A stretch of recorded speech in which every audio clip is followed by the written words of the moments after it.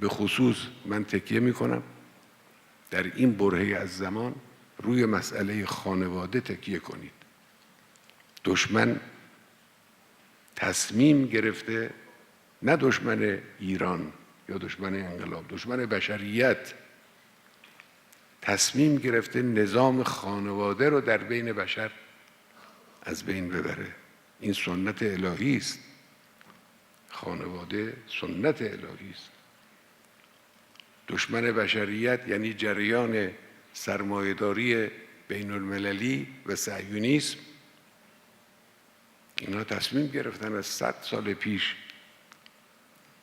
از این حدود تقریباً، خانواده رو در بین بشر از بین ببرن. یه جایی موفق شدن، در اون جایی که از خدا دور بودن موفق شدن، در یه جایی هم موفق نشدن، از جمله در ایران اسلامی ما، اما دارن تلاش میکنن این ازدواج‌های سخت، این ازدواج‌های دیر، این فرزندآوری کم، این به تعبیر غلط زشتشون ازدواج‌های سفید که سیاه‌ترین نوع زندگی مزدوجه، اینا همش به خاطر این است که خانواده از بین بره. رواج شهوات، از بین رفتن حیا و عفت، امروز اینها جزء برنامه‌های دشمنه.